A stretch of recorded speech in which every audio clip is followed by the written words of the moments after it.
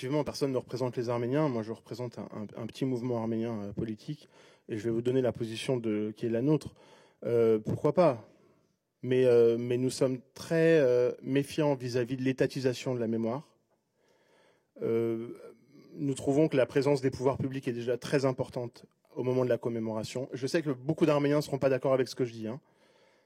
Nous sommes attachés à la liberté de commémorer comme on veut les choses et pouvoir dire dans ces commémorations ce qu'on veut. Par exemple, lorsque le président de la République, quel qu'il soit, vient à la commémoration du génocide, le mouvement auquel j'appartiens n'a pas le droit de rentrer dans le cercle avec des pancartes politiques, même quand elles ne concernent pas le président.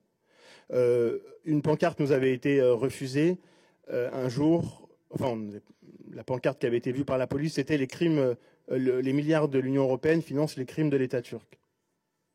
Rien sur le président de la République. Et pourtant, nous n'avions pas le droit de rentrer avec des messages politiques.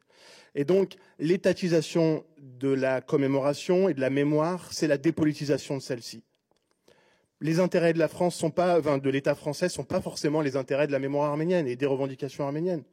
Emmanuel Macron, son prédécesseur, celui d'avant et celui d'après, aura des intérêts avec l'État turc. Il y a un accord de police aujourd'hui qui sert aux autorités, entre la France et la Turquie, et qui sert pour la Turquie à faire arrêter en France des opposants politiques.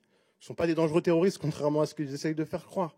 Donc tout ça nous pose problème, et on ne voudrait pas donner l'impression à d'autres peuples qui sont en lutte en Turquie que nous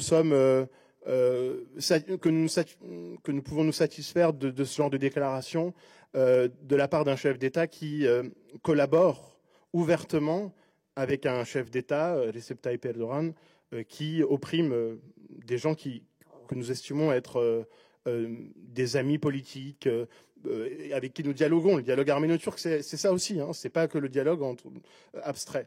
Et enfin, j'aimerais terminer là-dessus.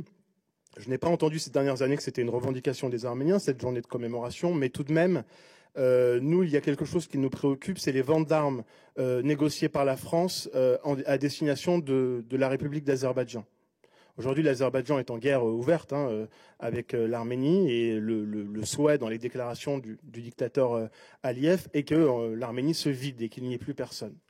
Ce n'est pas une guerre uniquement pour la question du Haut-Karabakh, mais c'est aussi une guerre totale menée contre les Arméniens. Le budget de la défense, le budget militaire de l'Azerbaïdjan est supérieur au budget total de l'Arménie. On ne joue pas à armes égales, et nous sommes pour le respect de l'embargo de la France vis-à-vis des deux États, de l'État arménien et l'État turc.